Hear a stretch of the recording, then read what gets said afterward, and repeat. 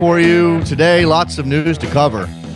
Bunch of games yesterday that had significance, actual significance, and a huge game tonight. The CONCACAF Champions League final, second leg, Montreal, 61,000 plus Olympic Stadium, as the Impact attempt to become the first MLS team to win this tournament under the current format. Club America attempting to become yet another Mexican team to win this tournament. Book a place in the Club World Cup. Does that matter? Is that interesting? I don't know. Certainly the trophy matters. We'll get into all of this. We'll talk about this. We'll open the phone lines, get your thoughts on Montreal's chances tonight. We have two very good guests on the program as well. Jurgen Sommer, head coach, Indy 11. He'll join us. There's a connection there, as the Montreal Impact have signed goalkeeper Christian Nicht from Indy 11. An emergency situation, as Evan Bush is eliminated from consideration via red card, as Eric Kronberg is cup tied. They have a couple of other goalkeepers in the mix, none of them experienced, none of them trustworthy at this point. Certainly not on this stage. Will Nick get the start tonight? That's an open question. I think everything is headed in that direction. Also, Howard Megdal from Capital New York, USA Today, a couple other places, an author, a sports writer, will join us to talk about soccer in New York as it exists right now. Part of that is that there has been some movement on, well, can we call it movement? Is that what we're going to say? Movement on the New York City FC stadium front. A spot identified, reported by New York media outlets, way up at the top of Manhattan, Columbia University's Baker Athletic Facility, something like that. If I had the name wrong, I'll get it right. Certainly will. We're going to do the stadium. We're going to do the news here. I'll get it right. We'll also talk to Howard about the Cosmos. They're attempting to get their stadium deal done. They're going to play some games on Coney Island. We're going to play a game in a minor league baseball stadium. We're going to be in the 5 boroughs. That'll be interesting. Let's hit that news before we get to Coach Sommer in just a couple of minutes. In the DFB Pokal yesterday, Dortmund beat Bayern Munich on penalties in the semifinals, ending a chance at a treble for the German Giants. Robert Lewandowski injured in that game, a concussion, a fractured cheekbone. He's certainly not looking good to be ready for the clash against Barcelona in the Champions League next Wednesday. Arjen Robben came on. 15 minutes later, he came off. Calf injury. Could be out for the rest of the season. And then Bayern Munich lost in penalties. Then it was a disaster there. So we see Dortmund on track for at least one trophy this season. It's been a difficult year for Jurgen Klopp. He's on his way out the door. Could he cap it with a cup title in Germany? Barcelona destroyed Getafe 6-0 yesterday. The noteworthy thing out of that game, Messi, Neymar, and Suarez have now combined for 102 goals, I think, on the year. Messi, 49. Neymar, 32. Suarez, 21. Insanity at the top of that formation for Barcelona. They continue to roll. And again, look ready. While Bayern Munich is struggling just a bit, Barcelona looks ready to take them down in the Champions League. Now, stranger things have happened, and certainly Pep Guardiola will have his team prepared, whoever he has available. But Barcelona looks like a juggernaut at the moment.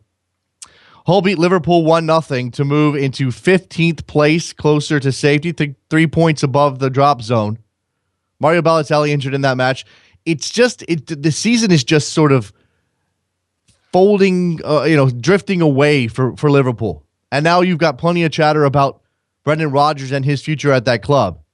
And this is partly the Jurgen Klopp effect. Jurgen Klopp's available. Every decent-sized club with an opening, or any decent-sized club with a manager who has not got the job done, Jurgen Klopp's name will be attached to them, and that's certainly the case with Liverpool. If you're a Liverpool fan out there, hit us up on Soccer Morning. I want to know if you give Brendan Rodgers any more time. He spent a lot of money. They had that great run, nearly won the title last year, finished in second place. In 2014, 2015, it's been something of a disappointment. Very few of the purchases that Brendan Rodgers went out and made last summer have come good. Certainly Mario Balotelli has not been the answer. Interesting news out of Spain. Real Madrid, Atletico Madrid could face a one-year transfer ban, much like Barcelona did, over the signing of minors. If you remember, Barcelona essentially got in trouble for signing foreign youth players that did not fit within the FIFA guidelines. And the FIFA guidelines go something like, the family has to be moving to the country for non-football reasons if you're going to sign a player under the age of 18 years old. We know Spain, we know Real Madrid, Barcelona have to fill up those academies. There's only so much Spanish talent. Despite the wealth of Spanish talent, there's only so much. They would not be doing their due diligence as some of the world's biggest clubs if they didn't go out and try to find players in other countries. Now, this has led to questionable tactics. Barcelona challenged their ban. It was upheld, but not until after they were able to go out and buy Luis Suarez and make some moves in the transfer market. So we'll see if a ban comes down, if the Madrid clubs follow suit. I imagine that they will. Again, that's due diligence. If you have the opportunity to file an opportunity to have the case reviewed. If you have the opportunity to file appeal, you have to file the appeal. Some stadium news in MLS, as I mentioned. We'll get to this with Howard Megdal as it relates to NYCFC and maybe the Cosmos, but certainly Miami's still a talking point. MLS has committed to Miami. Don Garber on Friday saying, hey, we will be in Miami probably by the end of the decade. We're still working hard down there. The David Beckham-led group is still working hard. Now, we've seen stories. Robert Andrew Powell wrote a story for Howler that indicated that maybe they're not working as hard as they could, or maybe they're not being as aggressive with the local situation as they should if they want to get this deal done. But the current plan that is getting some heat in Miami, no pun intended, is a stadium directly adjacent to Marlins Park, which we know was a boondoggle, which we know was a lot of money for little return, but a potentially 40,000 seat stadium next to Marlins Park. Is that even feasible for David Beckham and his team? Not so sure. NYCFC, as I mentioned, looking at Columbia University's Baker Athletics Complex at the far northern tip of Manhattan as a potential site for a stadium. They would tear down the current Columbia football stadium, replace it, and then that stadium would house both NYCFC and the Columbia football team.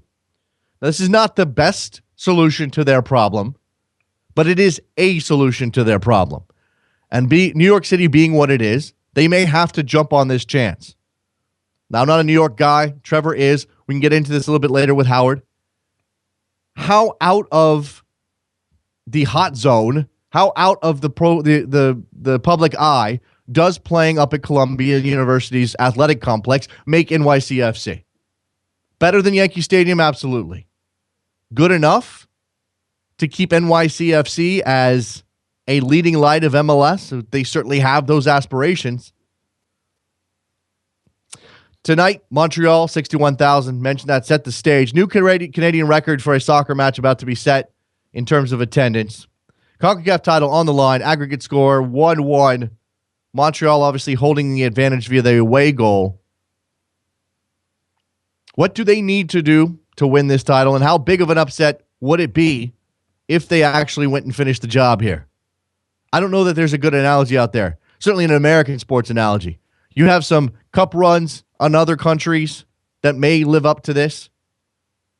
This is a final. This isn't, a little tiny team went all the way to the semis or all the way to the quarters. This is a final. And Montreal's not a tiny team, but they certainly they weren't fancied, to borrow a phrase, heading into this tournament. They finished last in MLS last season. They are currently last in the Eastern Conference right now.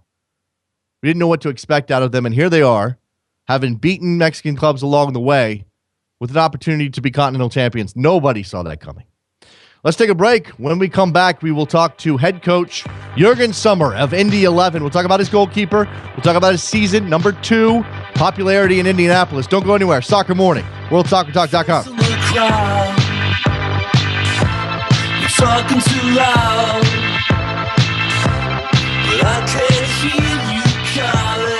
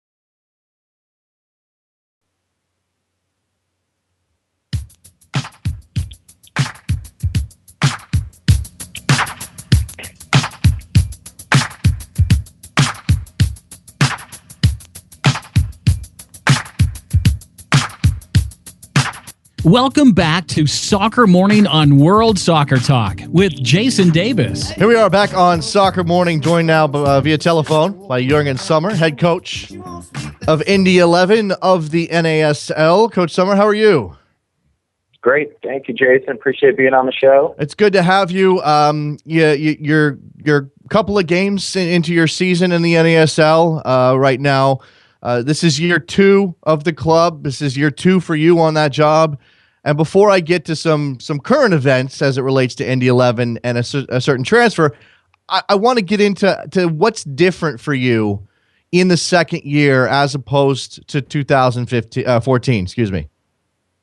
Yeah, I'd probably say the biggest thing for us is the familiarity with the league, and not only just within our organization itself, but the dynamics that come with the travel and the quality of the other teams that we found in the NASL, and then getting our own club up to speed, both on the field and off the field with our front office and all the fine detail that comes along with, moving a professional soccer team around the country and competing in the Open Cup and the regular season and pushing through the playoffs. So there's a big learning curve there for all of us, to get into our marketplace, to introduce the team, just a lot of moving parts. So it was a very stressful year one, but it's also a lot of fun to be launching the brand, to be launching the team into a market that was hungry for a professional soccer team. And you can see that with the support that we got. But behind the scenes, there was a lot of work by a lot of great people in our organization that felt overwhelming at times. But at the end of the day, at the end of the season, it was so rewarding and compelling, not only to our fans, but to our club. And we really got to enjoy it a lot more towards the tail end of the season once a lot of the heavy lifting was done. But just getting familiar with the league and getting a team off the ground was a lot more than I thought we had planned for in the beginning. How was that learning curve that you've gone through manifested itself on the field? Last year, you guys, took a little while. An expansion team took a little while to get your first win to sort of settle in. You got 6 points from 4 games. That's a pretty good return so far. Yeah, so far we got off to a good start. We finished the season well. At the end of last season, obviously, as we went through the course of the season, we made some adjustments to the team. We got some additional players in on loan towards the end of the fall season that really did help. And like we said earlier, it was just a great learning curve for us to see the quality of the competition we were playing against, and it led us to a point that we knew what we needed to get to be competitive within our own team, and then from going outside of our team to bring additional players in. It's our first year as a club, and we were still growing, and our roster size was small for the most part, as we kind of left roster spots open till transfer windows in the summer until we saw what we would be up against and what we needed. And then we went through towards the end of the fall season and added some strength there. But going into year 2, we've got a much better handle as to the quality of the league, the players, bringing back a good core group of our guys, as well as complementing those with more domestic players and a couple of international players that have come in and helped. And has led to, we've been able to gel a little bit quicker this season. A lot of cohesiveness within the front office staff, the coaching staff, training facility. So it's all played itself nicely into a good start for the season. And we just look to keep building and going forward from here. I imagine that the goal of Indy 11, certainly knowing Peter Wilt a little bit, and you on the job here, and the team being fairly new. I imagine the goal is to be as efficient as possible. That you guys aren't just throwing money at the roster the way that some other clubs in the league might be doing. Where do you see Indy 11 fitting within the hierarchy of NASL when it comes to that? Because this is not MLS. You guys can spend as much or as little as you want on your roster. Right. No, I will say from an ownership standpoint, we've got great leadership in our owner. And he's given us a lot of flexibility and freedom to kind of make choices for the front office, for the team.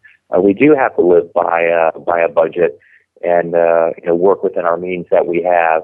We don't have an unlimited supply of roster spots and monies that go towards players, so we really have to do our homework and do our best to stay as efficient as possible. As you mentioned, I think we've done a good job of that over the last 2 years. The hard part is we've been sold out for every single game that we've played here in our market. Fans have been really supportive of the team. Our core supporters group, the Brickyard Battalion, has been fantastic. We have, I would say, the best home attendance, the best support in the league. So it's, you go out there every Saturday and you can see the demand and the interest in the team, and you want to do more. But we also have a great group of young players that we're bringing along that just need some time. They need experience. They need game-like situations to grow and develop, and we think we have a good group of those types of players.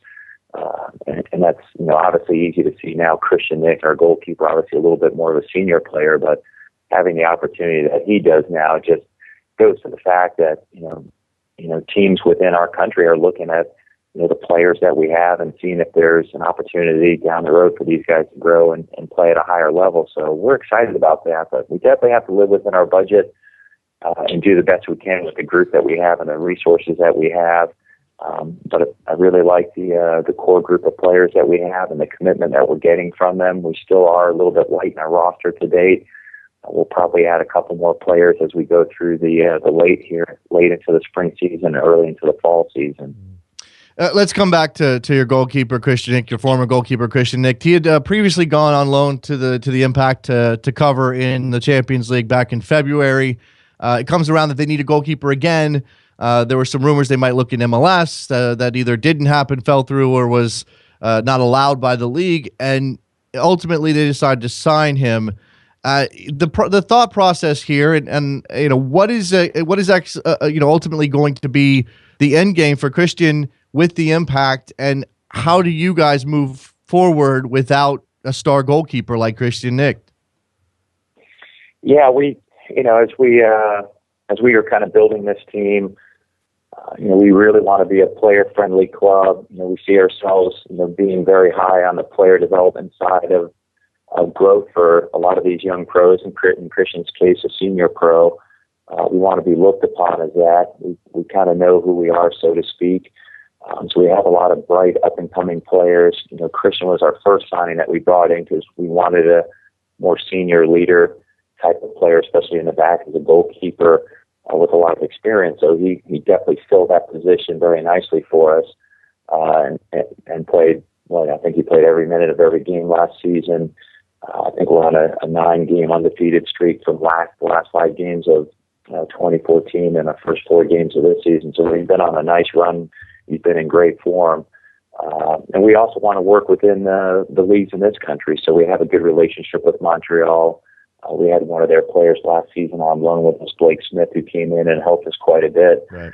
So we had a good line of communication with Montreal. And it started kind of late in February, early March, where Christian pretty much spent our entire preseason with Montreal as they were going through these matches in the CONCACAF Champions League as a reserve keeper. So he would come in and be away from us during preseason, but we knew it was a good experience for him. We didn't want to step in his way from a higher level opportunity and the ability to be within an MLS camp, to be playing in Montreal, to be playing in Mexico, and all the things that come along with that. We knew Christian had the characteristics and the experience to be, to fit right into that group. And he did. He did a really nice job. And obviously our season started in early April and we needed him back. I think he missed a trip to Costa Rica, but we really needed him to play for us, and they understood that. And our understanding with Montreal was, if they needed him to play, obviously a different situation than to sit on the bench. So obviously what happened with their goalkeeping situation. I'm not abreast to all the decisions behind the scenes as to all the options that they had, but we do have a good working relationship with Montreal, and when they really needed a goalkeeper, obviously it's probably one of the biggest games in MLS history and North American history here for a long time. It's hard to stand in your player's way for an opportunity like that. So, and then the two clubs came to agreement, and we're happy for Christian. We think he's going to do a great job. It's a terrific opportunity to play the game at the highest level in North America, and we wish Christian well. Do you expect him to come back and play for Indy 11 again in the future? Anything's possible. The door is always open here for Christian and for everything that he's brought to the club, especially, being the first player signed and helping us get this club off the ground. the legwork that he's done in this community to help us build this team is, we can't thank him enough for it. At the end of the day, he's got the opportunity now to go and play in a massive game. And, all options, I think, are on the table for him for an extended run there. And with Montreal, it could possibly be another MLS team, or it could be coming back to the Indy 11 at some point in the future. So we would definitely welcome him back if that were the situation. But at this point, the deal got put together pretty quickly to get him there in time to prepare for the game and be with the team. Right. And that was a big concern, I know, for Montreal, is trying to get it within the deadline appropriately. So the deal's in place. If we were to get him back, I know we would be excited to have him back, and I know our fans would be for everything that he means to the club. So who do you turn to now? Who steps into his shoes? As you said, he played every minute of the season last year. Yeah, he did, and we have two good goalkeepers in our ranks at the moment. We have John Dawson, who's a Butler product here from the Indianapolis community, and this season we also brought in Keith Cardona from New Jersey originally, but he was with the Red Bull organization and was in Salzburg with Red Bull Austria. So two young keepers, but both have done well here through the early part of the season and in preseason. And it's going to be an opportunity for one of those guys to kind of get a game down in Jacksonville, and then we kind of build and go forward from there. So really just taking it game by game, but we have confidence in either one of these guys going in and playing and doing a good job. And it's just something as a club and a coaching staff that, we work with young players, every day, and just bringing these guys along and getting them ready for competition and the opportunity to play. So I know it'll mean a lot to these guys as well, and we'll get a great effort from them. Let's come back to your team and the way that you set them out, Coach. This is a sport where we talk a lot about philosophies, tactics, formations, how teams play. There's a bunch of talk right now about whether Chelsea is boring as they go about their business winning a Premier League title. As again, your second year on the job here, have you thought about these things? Do you formulate a philosophy in your mind, how I want my team to play? And then how do you go about practically applying those thoughts to your actual personnel in order to get them to play the way you want? Yeah, no, it's a great question. We definitely think about what we want our product to look like on the field, home and away. We want to play entertaining, attacking football, something that our fans here enjoy, that they want to see. And then we go out and we try to acquire the types of players that we know can play in those respective positions and give us the type of look and feel that we want on the ground and in competition. And that's the hard part. The hard part, especially at our level, is going out, finding those players with those tactical and technical abilities that can come in and athletically compete, especially as you're talking about bringing players from outside the country. We have a very athletic and a very fast league that we compete in. And in some areas of the world, when you go bring players in, there's a big adjustment period for that. And our athletes tend to be bigger and stronger and athletic. So all those little things we deal with. But it comes down to the quality of the players that you have and the personnel you have to work with, and their willingness to kind of get themselves molded into a group to gel and then perform as you ask them to. For us, at least initially from last year, as we kind of built towards the end of the year, we kind of built from back to front. So defensively, we wanted to try to make ourselves as sound as possible and as strong and cohesive unit as we can. Find the right midfield pieces, and like anybody else in the world, any club in the world, Chelsea included, you're always looking for attacking players that can score goals or be dangerous, have good hold-up play, good finishing skills in the within the box or in and around the box. So we look for all those things in players and try to bring those pieces together, and then we kind of look at our opposition, who we play, how we want to play, home or away, and try to put a good game plan on the ground that we know we can execute. But defensively is where our focus has been quite a bit this season as well. Just making sure we're not giving away soft goals early in the game that force us to chase the game. And I think we've done a pretty good job of that to defensively be very sound and put ourselves in a position to always win games. So we're pretty pleased where we are at the start of this season. We've got a few points now after 4 games. maybe a little bit unlucky not to capture a couple extra points here against Carolina this past weekend. But if we get the effort and the performance that we have been seeing from the guys thus far, we just expect to have a great season this year and be very competitive within the league.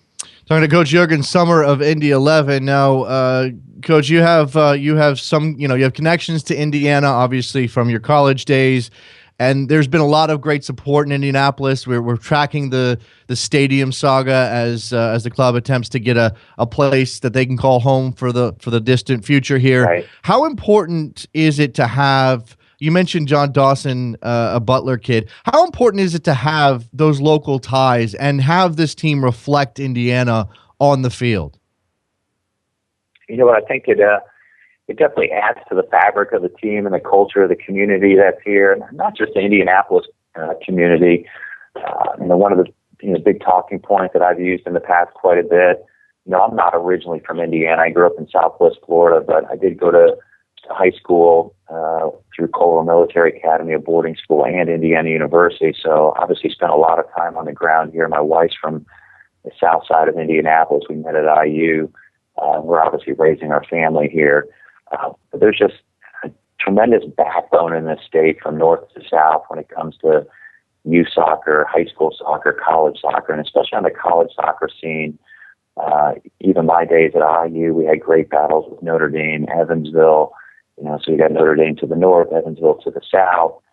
Obviously, IU's done tremendous over the years with their ability to win, I believe 8 national championships. Notre Dame's done the same now recently with Bobby Clark and his staff. And also on the women's side of the game, Notre Dame's won, I believe, 3 national championships on the women's side of the game. And then you have the growth of Butler University and others around. So there's a tremendous fabric and support for the sport here within the state of Indiana, and it just continues to grow and grow as more kids play and adults play, men and women. Quite a few of the professional women players have come through Indianapolis are now on the women's national team or the Olympic team. Mm-hmm. So there is a real culture and a support for the sport here that you'd expect to see in Florida, Texas, California, but it really is here, and it does live and breathe here, and it's already here.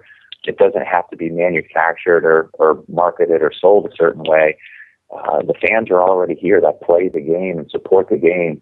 So that's really been the fun part for us, and obviously any player that we can get that has ties to the state, to the region. Listen, we're not California, so we have climate issues that we have to deal with, snow and ice and rain, and we start at the beginning of the season at cold, wet temperatures, and we hope to finish the season in late November, making a playoff run where the temperatures will be the same as well.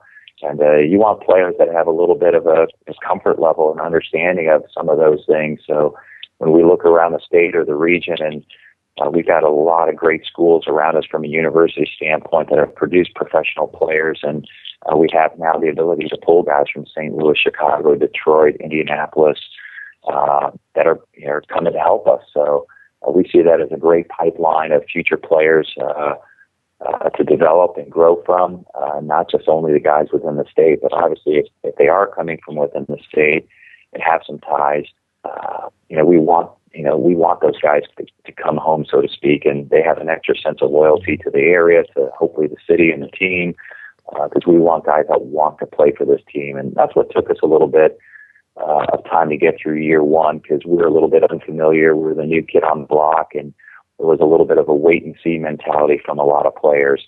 I just want to see what the club looked like and the growth and the support, the types of players that were here. And I think we quickly showed the soccer community what we're all about with our home support, with the types of players that we had, and kind of especially the run that we went on toward the end of the season and the way we're starting this season, that we can be competitive with anybody. And we've got players at multiple levels playing for. We had Ben Spencer on the under-20 national team. We had Victor Pineda going away with the Olympic team.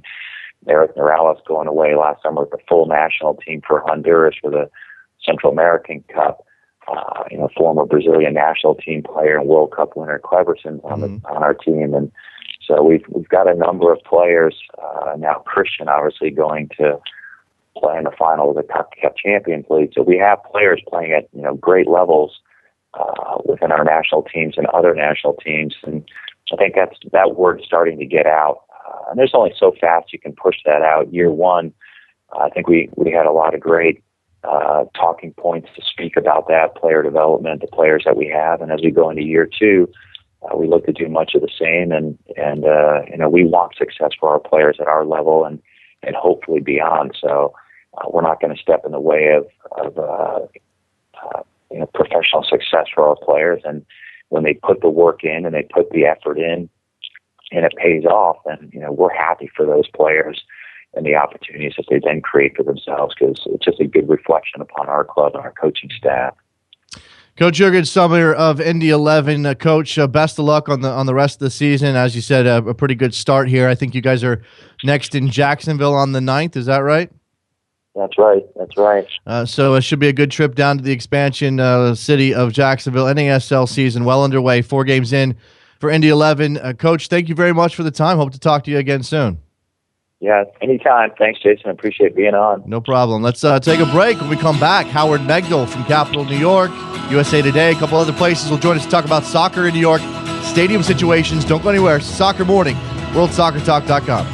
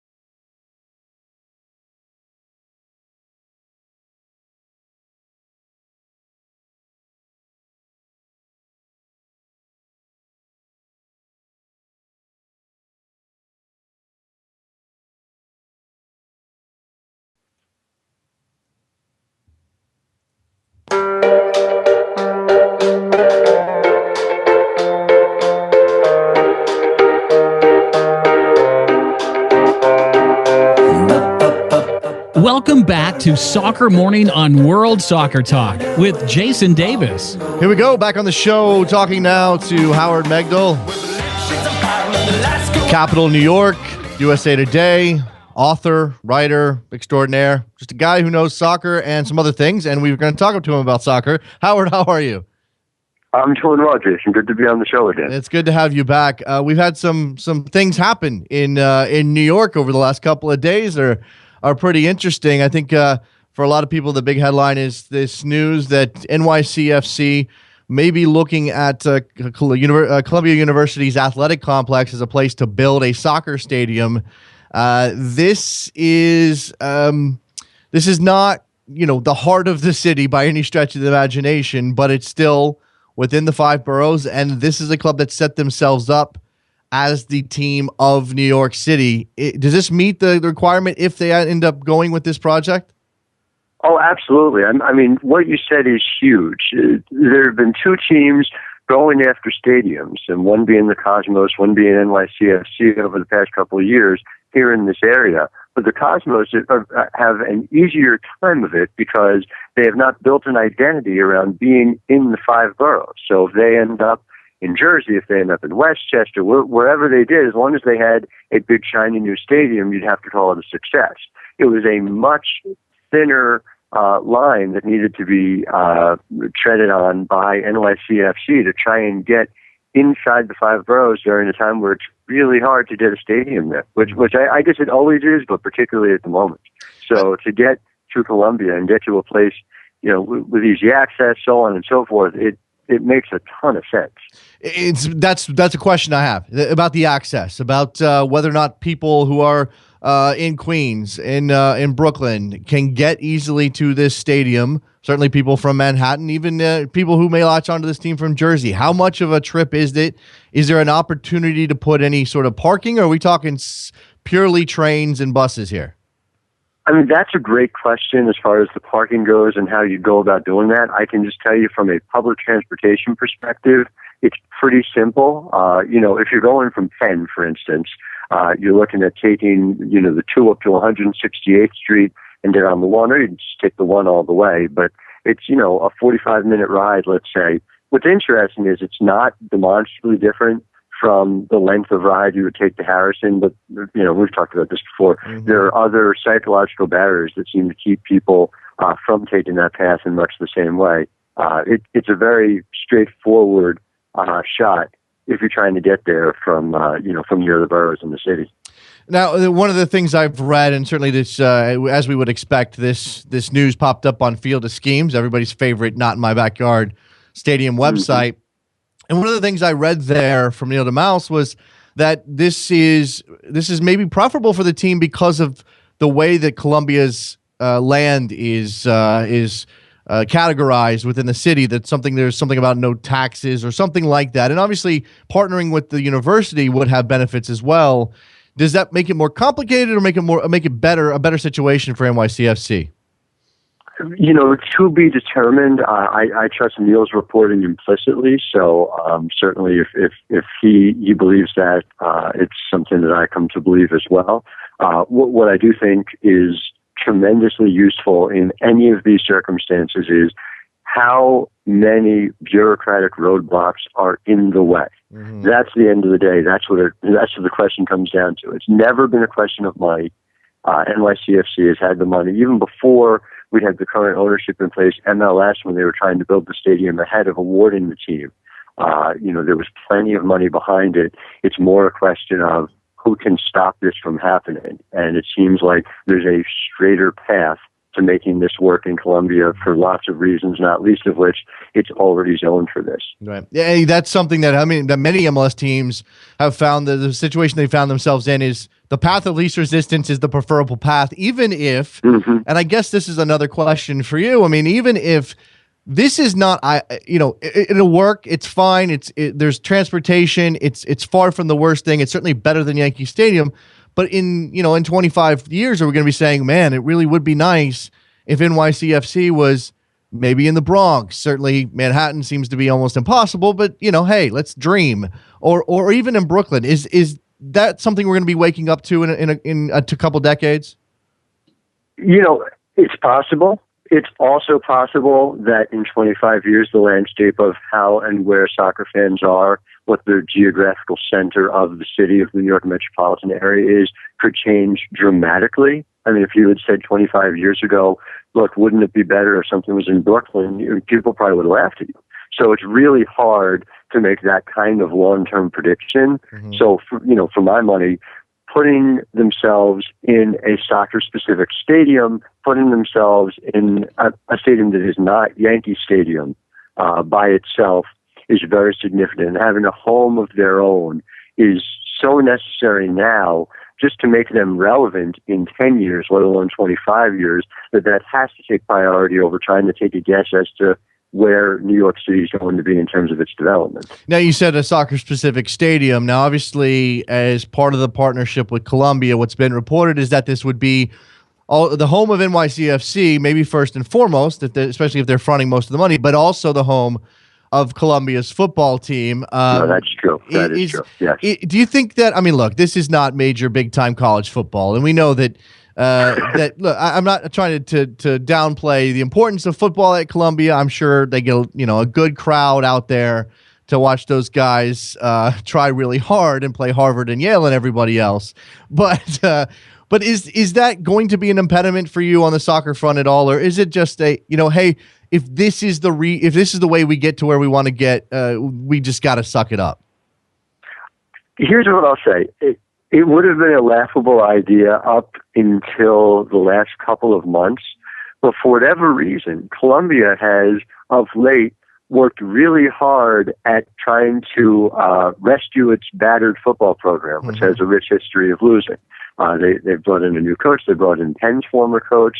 They've totally revamped the coaching staff. They're looking to spend some serious money to make this happen. I'm not telling you that it'll ever get to the point where they are a dramatic national power, that this becomes an issue, but it is interesting that it is happening now, at this moment. It'll be fascinating to see. Yeah, look, I mean, obviously, Colombia's football team, it's almost like, hey, if we can get a new stadium out of this deal, that's great, as we attempt to, as you said, resuscitate a program that, again, I was being kind there, and I'm getting a lot of people on Twitter saying, go ahead, take your shots. It is what it is up at Columbia when it comes to football. Let's shift to the New York Cosmos, because while NYCFC searches around the 5 boroughs, and let's be honest, probably the 4 boroughs for a place to play and a place to build a stadium, the Cosmos have a site picked out at Belmont Park, right on the edge of Long Island and Brooklyn, and now they're going to go into Brooklyn proper and play a game at MCU Park. Outline what this means for the Cosmos and what it means for Brooklyn. So I've talked to people on both sides of this who have assured me that this particular arrangement is a one-off. In essence, the Cosmos couldn't play at home on May the 2nd. Hofstra has first right to the field, which is a whole other problem for the Cosmos, of course. And so you've got to find a temporary location. MCU Park was happy to have the additional revenue, and so a deal was struck. That said, boy, Brooklyn sure seems like a better place for the Cosmos by far, leaving aside the issues with the stadium share with Hofstra, than out in Uniondale. And so I think it's going to be interesting. I think it would be naive to pretend that the Cosmos aren't looking at this as, hey, let's see what kind of draw we are at MCU Park. And I also know that at least one of the locations that Cosmos are looking at, if the Belmont Park Stadium doesn't come to fruition, and look, we're in year 3 of that bid not being ruled on, so it's really hard to certainly assume it's going to go the Cosmos way, to put it mildly. That one of the locations they're looking at is in Brooklyn over at Sunset Park. So it's going to be a very useful stalking horse for what might be Plan B for the New York Cosmos, and I'm certainly fascinated to see how it all goes down. Now, for anybody who doesn't know, MCU Park is home of the Brooklyn Cyclones minor league baseball team, play on Coney Island there in Brooklyn. If they do change their focus, and as you said, they've been waiting for 3 years to find out if they're going to get to build at Belmont Park. If they change their focus, and maybe Brooklyn is a better place for them, or closer in Brooklyn, does that change what their aspirations need to be? Because we're talking 25,000 30,000 seats at that Belmont Park plan. Do they have to downgrade that, and are they willing to do that? Do you think? The answer to the first part is not necessarily. It depends on what they're able to build, where they're able to build it, and how big it can be. The second part is I don't see anything that tells me that they are willing to downgrade their aspirations. That doesn't mean they will reach their aspirations. They have, to me, they're the most fascinating story in American soccer right now, because so many parts to American soccer hinge on what the Cosmos do. And if they are successful, there's a fundamental change in a broad swath of how American soccer operates today. So, say what you will about the likelihood of that happening. It's what the attempt is right now. There's a lot of money behind it, and it's fascinating to see either way. So will they reach it? It's hard to say, but not necessarily will they have to downgrade what they're trying to do. I mean, if it's a 15,000 seat stadium or 20,000 seat stadium, it doesn't fundamentally change necessarily what they're doing. If they were playing at MCU Park with the capacity of 7,500, that's a different story. But that's not what they're looking to do right now, even as it relates to Brooklyn. My geography when it comes to New York is rudimentary. But if let's just sketch this out very quickly before we talk about the Red Bulls a little bit, Howard.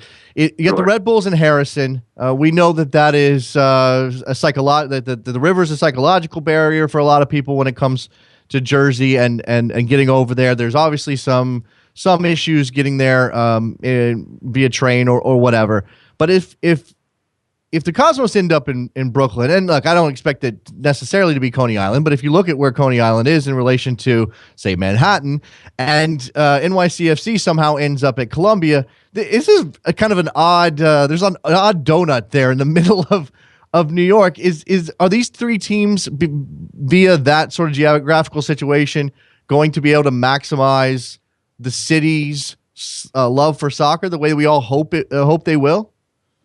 I think it will work just because of the public transportation. I mean, look, they've managed to maximize the city's love for baseball with a team in Queens and a team in the Bronx, and so I don't think it necessarily has to be centrally located for this to work the way it's supposed to. But I will say, just going back to the point you made at the start of that the fact that the Cosmos didn't have a permanent home and that NYCFC didn't have a permanent home was essentially the one value added the Red Bulls had over what those two teams were doing of significance. And so losing that, it then begs the question, what do the Red Bulls do to counter it at that point? And I don't know that the Red Bulls have an answer to that question at this point. Well, I mean, let's talk about them just briefly, because meanwhile in Harrison, actually some really good soccer is being played right now. They come off a 1-1 draw with LA. Again, they probably should have won at home, but hey, those are the defending champs over there. They look like one of the best teams in MLS, and maybe you could have reasoned your way into believing that ahead of the season, but you changed the coach. You obviously have a new technical director in Ali Curtis. You've brought in Sasha Kleshtin. You've brought in a couple other Felipe Martins, a couple other players. Your back line is all kinds of in flux. How surprised are you about where they are right now? I am surprised they have gotten this far this quickly. And it's absolutely what they needed to have happen. With the tumultuous offseason they had, leaving that aside, leaving the PR part of it aside, which was significant and problematic because it didn't just happen and was a PR nightmare. It was a PR nightmare heading into 2015, heading into a point where they had, two big spending rivals, right in their geographical areas. You had a situation where the Red Bulls building the way they are and building on a foundation of analytics and building in that way made sense over the long term. But there was no guarantee that was going to pay off immediately in 2015. And so getting off to this kind of start, again, during this period of time where they have these rivals, but the rivals are, far-flung in the baseball stadium, et cetera, the things that they could sell would be Red Bull Arena and winning. And they only had control over Red Bull Arena. So the winning part is really significant as they're trying to sort of fight on this battlefield, especially when, for whatever reason, the corporate ownership of Red Bull is absolutely unwilling to spend much in terms of above-the-line advertising. All right, let's come back to their MLS rivals in the city, NYCFC, just briefly before I let you go, Howard, because I've been kind of banging the drum about David Villa.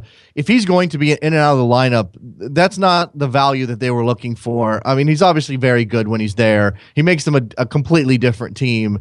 They don't have the horses up front to replace him. How much of their season hinges on Villa's health?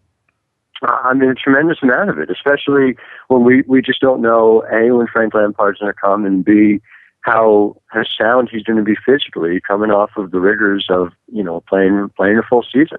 And so, I've had people at NYCFC tell me, he's coming off the bench for Man City. And so, there's limited wear and tear that he's had over this time, but he's also no kid. and they are a dramatically different team without Villa. And it's more than Villa, to be fair to NYCFC. I mean, they have just been absolutely slaughtered by injuries, and it's not ideal as you're trying to cement that relationship between team and fans. Again, to sort of take it the opposite way from what we just talked about with the Red Bulls, you're not going to sell this team on the venue. So it's going to have to be based on style of play, stars, and winning. And if the stars are in and out of the lineup and they're not winning, then a lot of that disappears. Howard Megdal, Capital New York. Find him on Twitter, Howard Megdal. He's got a book coming out next year. It's not about soccer, but you should still look out for it. Howard, appreciate the time as always. Love to have you back in the near future, man. Thanks a lot. Sounds great. Anytime, Jason. There you go. It's called The Cardinal Way. Go look for it. It comes out, what? You said 2016, right? That's right. Yeah. All right, let's take a break. When we come back, we'll open up the phone lines, get your thoughts. Lots of stadium news. Montreal in the Champions League. Tons of stuff happening. Don't go anywhere. Soccer Morning, worldsoccertalk.com.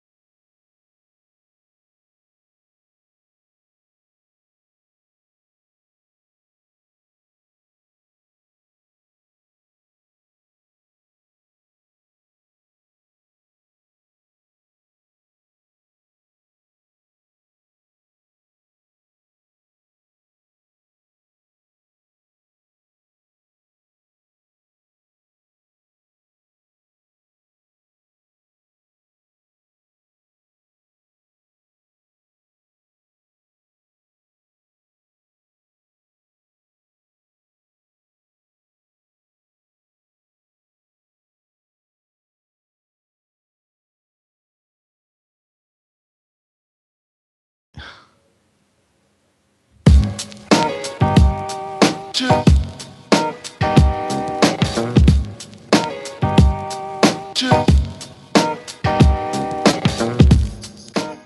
back to Soccer Morning on World Soccer Talk with Jason Davis. Phone lines open 646-832-3909. Got a couple of things for you today. And as always, we'll take whatever you want to bring up. But you got Montreal in the Champions League tonight. 1-1, Club America, Olympic Stadium. I'm excited to watch the game. I think it'll be a good game. I think it'll be a fun, tense, dramatic atmosphere. So I don't know what to expect necessarily. I think Montreal will give a fight. And I've got a rooting interest to see Montreal, a team I'm aware of and have watched many times, and players I like succeed in that tournament. But I don't know that I'll imagine this to be some sort of boost for MLS at the end of the day. And again, we sort of set this up in opposition to the idea that you really shouldn't be rooting for anybody else to win anything if you're not a fan of that team. If you're not a fan of the Montreal Impact, why would you root for the Montreal Impact to win a tournament? I know TFC fans aren't going to root for Montreal, but are the rest of you? I know Washington in New York has been on this show like 6 times, boosting Montreal. He says he can't call in today. He's got works, whatever. If you're on the train, if you're on board, the bandwagon, I called it a train, now it's a wagon. Bandwagon. From Montreal tonight, CONCACAF Champions League. Let me know. 646-832-3909. At Soccer Morning on Twitter. I also want to know, I saw this morning. It looks like Russia is starting the process of getting their mascot together for 2018. Got a World Cup that they're going to hold. Got to have a mascot. Got to have a cute, furry thing. Whatever it is. Animal, non-animal. What was the mascot of Brazil? What was the mascot? It was like it was an animal of some type, right? Was it like an armadillo looking thing? I think it was. I'm trying to remember. I mean, these things fly out of your head pretty quickly. You remember the bad ones maybe more than you remember the good ones. But I put this out on Twitter, and I'm going to ask you guys right here on the phone lines and on Twitter now. What should the mascot be for Russia 2018? This is a rich vein to mine. There are some possibilities here. I've seen some good suggestions. Now, the easy one is Vladimir Putin riding a bear. That's the easy one, right? Just Vladimir Putin riding a bear. I've seen a couple of other ones on Twitter. Andrew actually sent over the image. Vladimir Putin riding a bear, put a soccer ball in the mix, put the FIFA logo on it. Looks pretty good. Now I don't know how you turn that, because that's 2 creatures that you're combining into one mascot. It's probably going to end up being a bear. The Russians love their bears. Andrew's got another suggestion. Perhaps Val, the victory-loving soccer tank.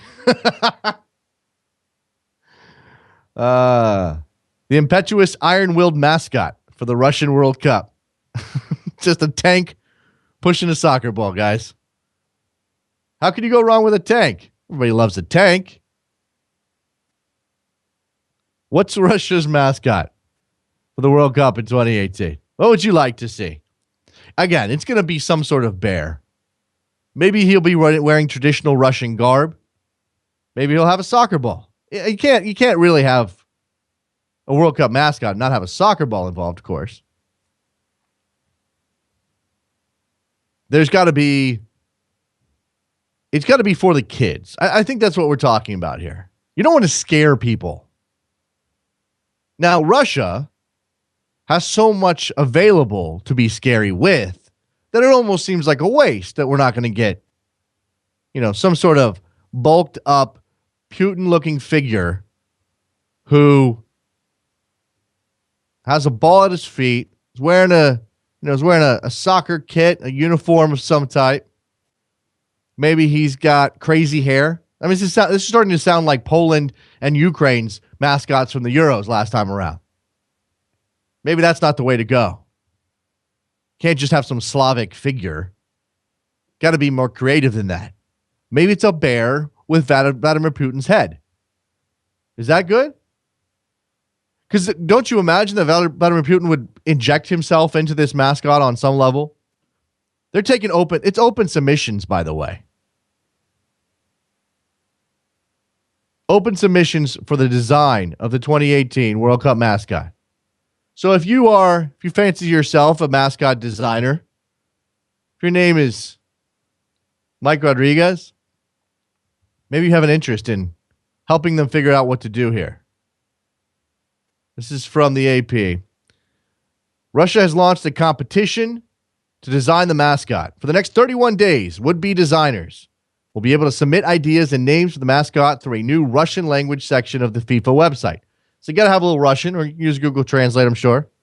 It won't look good. There will be, quote, no limits on a flight of fancy, unquote. And the campaign is targeted specifically at Russian children. World Cup Organizing Committee CEO Alexei Sorokin. By the way, that guy, he downplays racism, but whatever. Let's go to Scott in California. He wants to talk Liverpool. What's up, Scott? Hey, yeah. I guess I have a question. Do you think that because Brendan Rodgers is the first Liverpool coach to not win a title or a trophy within his first 3 years, that he's getting more of this pressure on, combined obviously with Klopp leaving Dortmund? But do you think it's unfair in the sense that because I think, losing Suarez and Sturridge also just can't finish in the last third? Well, I think it's unfair in the sense that the times have changed, and Liverpool went through a very bad period with Hicks and Gillette. You bring back Kenny Dalglish, and that wasn't the right fit, and Liverpool's reputation as a power of English football and therefore a power on the European continent took a giant hit. And you bring in Brendan Rodgers and you ask him to resuscitate that. And what did he do? All he did was get them back in the Champions League. Now, it wasn't where they wanted to go, but I mean, if you're asking him to put Liverpool right back where they were 10 years ago, and remember, they weren't winning titles, they were winning European titles. I don't know that that's fair. I'm sort of with you, Scott. Yeah, and I definitely kind of on that last point that you said. I think it's because the history of Liverpool and the lore around it is such a high demand and there's high stakes at all times. And he came out and said, I've talked with the owners and we have, I know I have one more year that I have to get my my stuff together. Hopefully. I'm hoping Rodgers is there for at least a year just to see him play out what he has. I think some of his purchases have been good, and just hopefully we have another year to see it. Part of it too. Thanks for the call, Scott. Part of it too is that Brendan Rodgers, this is the biggest job he's ever had, and when you have names like Klopp out there in the world looking for a job potentially, Brendan Rodgers is going to pale in comparison to Jurgen Klopp. And that's, again, is that fair to Brendan Rodgers? I don't know. Eddie in Brooklyn, what's going on, man? Hey, what's up, man? Just to answer your first question, no, I'm not rooting for Montreal tonight. All right. And it's mainly because I find that MLS for Montreal campaign to be the most annoying thing. So just based solely on that, I want to see them lose. All right. Good enough. I think that's a fair enough reason. What else is on your mind today, Eddie? NYCFC, the stadium, right? Yep. I still don't think it's even if that Columbia thing goes down, I still don't think it's going to happen anytime soon. But I really wanted to, only so I can see the massive spin that both Don Garber and the team are going to put on it, and they're going to make it seem like this massive achievement, when in reality it's still kind of a failure, because they promised, city money, Yankee power, Yankee clout in the city, and they promised this grand project, and at the end they're going to end up getting a stadium on a college campus shared with a college football team that is only responsible for Marcellus Wiley, who's possibly the worst pundit on ESPN. And I don't see how the massive city group money and how that the respect that the Yankees have in the city, that's all they can generate. Yeah. But they're going to put massive spin on it. Like, look, we got you a stadium like one, which it's damn near impossible to get to Columbia, by the way, especially for somebody like me. Okay. That is ridiculous. Well, we know you're not going out to Columbia if they get the stadium built, unless it's New York Red Bulls and New York City FC. We know that already. Now, well, no, I wouldn't have even gone for Red Bulls too, for USL stuff. Like, I would go to Red Bull Arena to watch that kind of stuff, but I'm not going to Columbia. All right. To go to Colombia for me to watch it, it's just too much. Okay, fair enough. Eddie, I mean, I don't know what to say, man.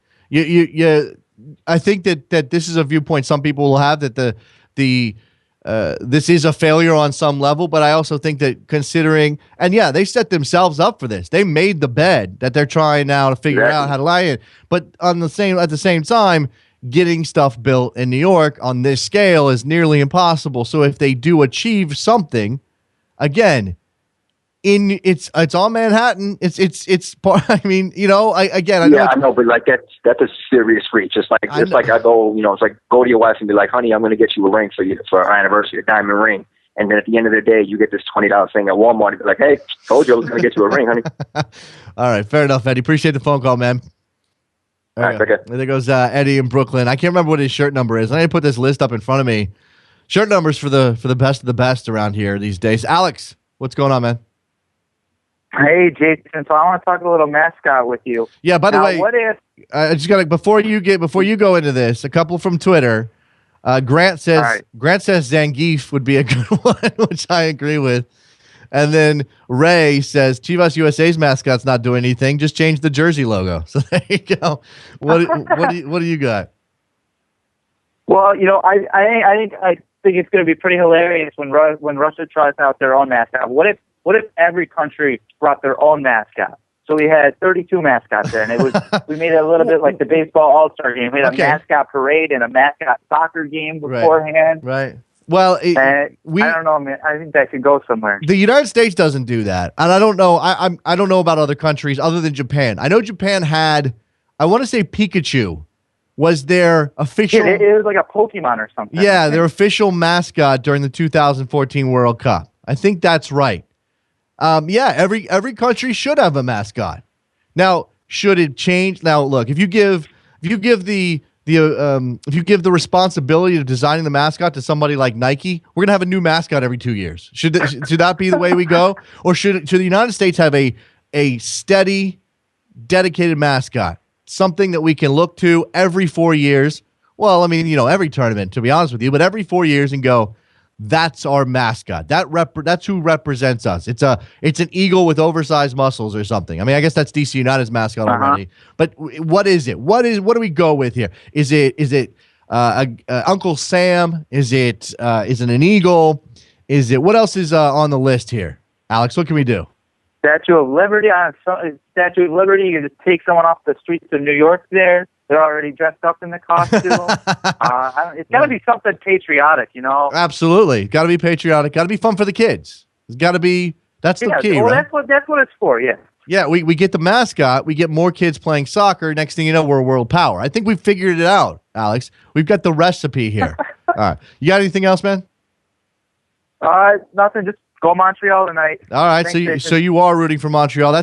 I do want to know from you guys, if you're pulling for the Montreal Impact in the CONCACAF Champions League, second leg tonight against Club America. I'm pulling for Montreal for a couple of reasons. Again, it's not because of MLS for Montreal.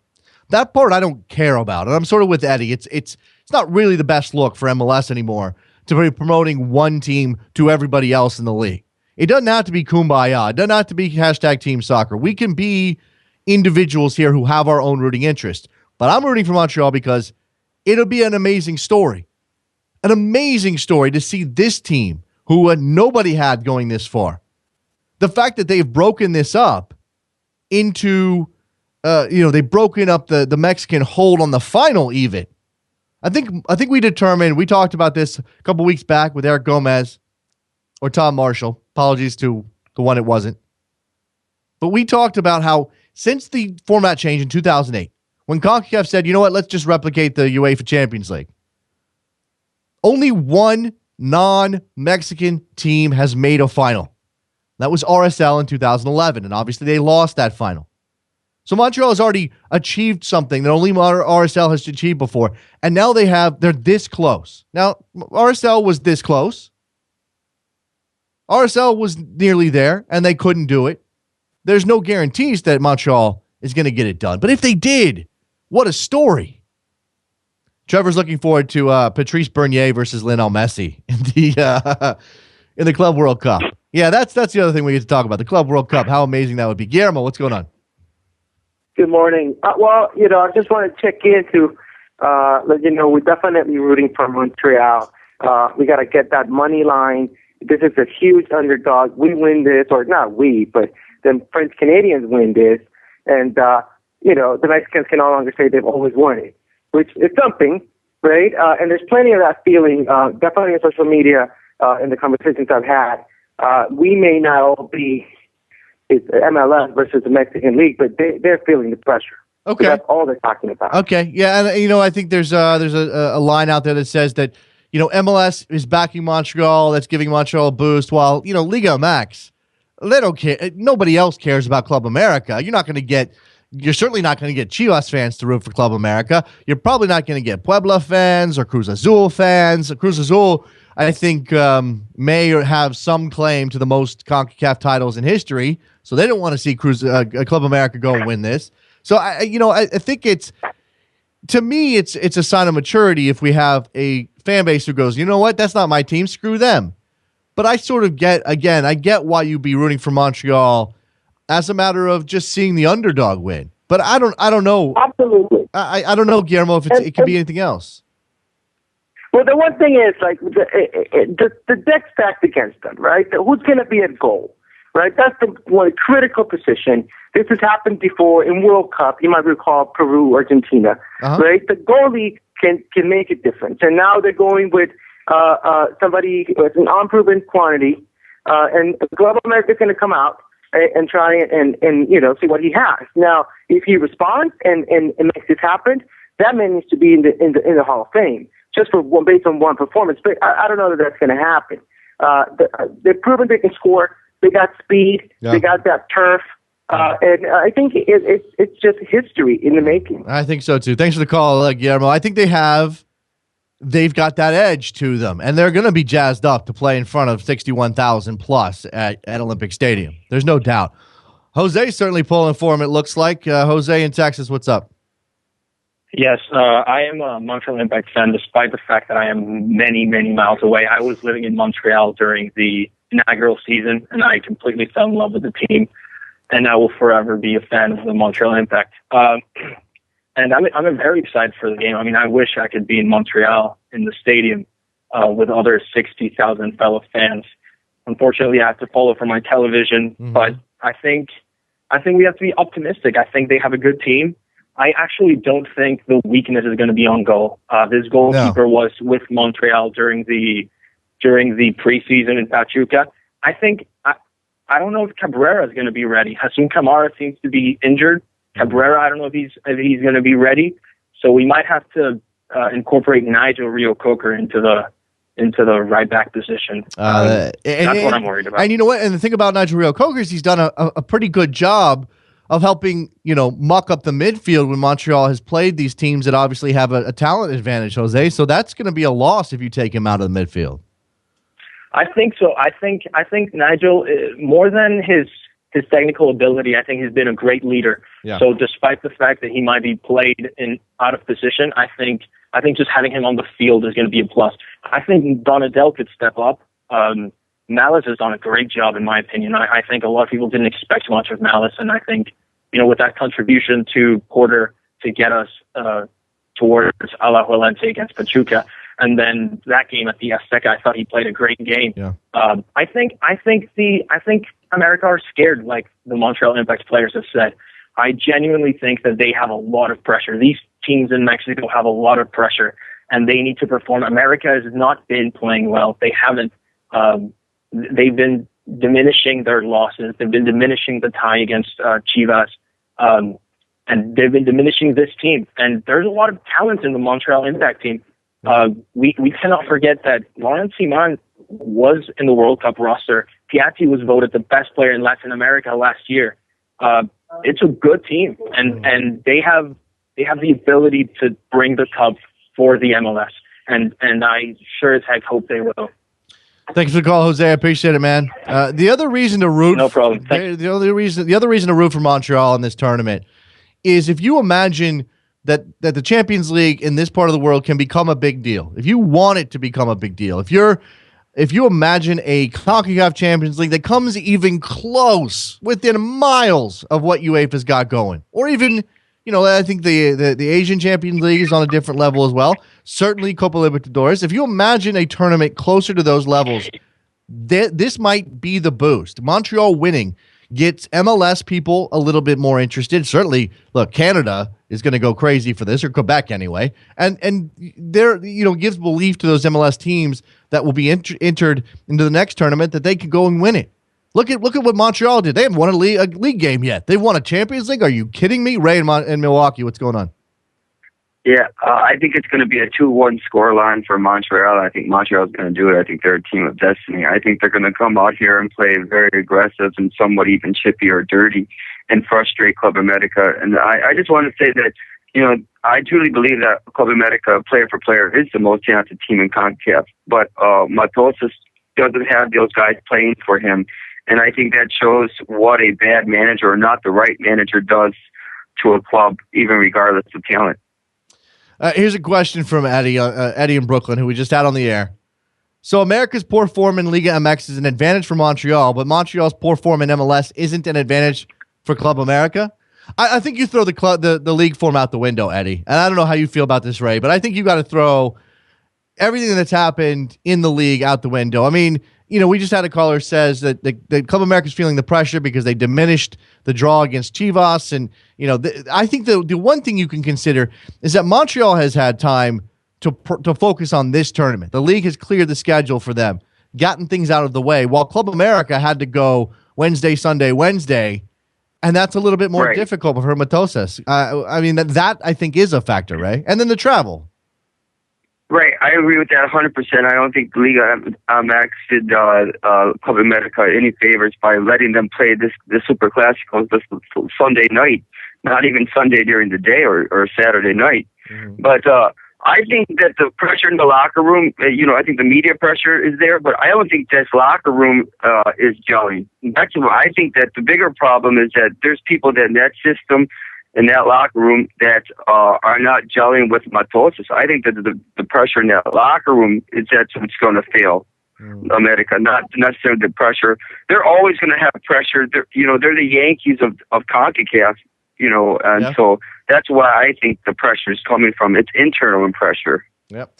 Going to be interesting. Thanks for the call, Ray. Appreciate it, man. 2-1. You got a prediction on the air. That's good. We'll see if Montreal can get the deed done tonight. I mean, look, I still think Club America is the favorite. I'm not trying to paint this as if Montreal is a 60% likely winner here. I think it's at best 50-50, and Montreal's talent deficit is going to be something they have to manage.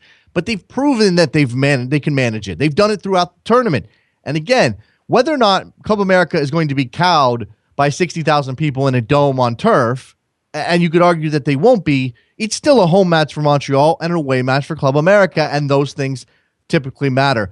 Speaking of Montreal, speaking of their best player right now, Nacho Piatti, there's a tweet here that says, I'm reading a rumor here, Ruben Rodriguez is reporting that he may have interest in Mexico now. I don't know if he probably would have before, but that Leon is interested. It'll be interesting to see if Nacho Piatti helps Montreal Impact win a CONCACAF title after having won a Copa Lib last year, and then goes and moves on and joins up with a club in Mexico, potentially for another opportunity at that tournament, or just to help Leon back up the table. Navid is calling me out. Why wouldn't you be MLS for Montreal? Are you too cool? That's exactly it, actually. I am too damn cool to be MLS for Montreal. I don't know, Trevor, are you too cool for MLS for Montreal?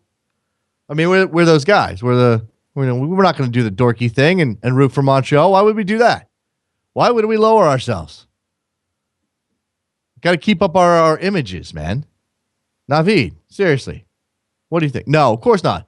That's not the issue for me. And again, I'm rooting for Montreal tonight for a couple of reasons. But the underdog story, the incredible achievement, the fact that this may help the tournament. And I do want to see the CONCACAF Champions League get bigger and better. I've sort of dismissed it because it hasn't improved enough. But this year is proving to be a big step forward for the tournament. Lots of people have watched this this competition in person. Now, if we get the TV to come around, especially in the United States, that'll be a big deal as well. That will push the tournament forward by leaps and bounds. All right, let's wrap up this edition of Soccer Morning on a Wednesday. Make sure you go to backheel.com/store, buy yourself a Soccer Morning mug. Got t-shirts over there. Some really cool stuff. Chuck Blazer, Don Garber, Lee Wynn, stuff like that. You can go to 30fc.com to buy a Soccer Morning t-shirt. And make sure you go to Facebook, look for Soccer Morning, find the invite, and we'll tweet it out again here. Find the invite for the May 8th launch party at the Football Factory in New York. Football Factory /Legends there in New York. I'm going to make my way up via train. We're going to have a watch party for the MLS games that night. I know for a fact some soccer luminaries are intending to be there. And I don't mean me. And I don't mean Trevor Hayward. As much as I would love to put you on luminary status, Trevor, I just can't yet. So make sure you look for that link and RSVP, because we'd love to know how many people are actually going to show up, how many people are interested. Gives us a sense of what the demand is for the actual party on May 8th. Come have a beer with me. Watch some soccer. What's wrong with that? All right. Thank you very much to our guests today, Howard Megdal and Jurgen Sommer of Indy 11. We'll talk to you guys tomorrow. Big Thursday edition of the program. My running away music. Running away from the show because I'm done with it. Talk to you guys tomorrow. Bye.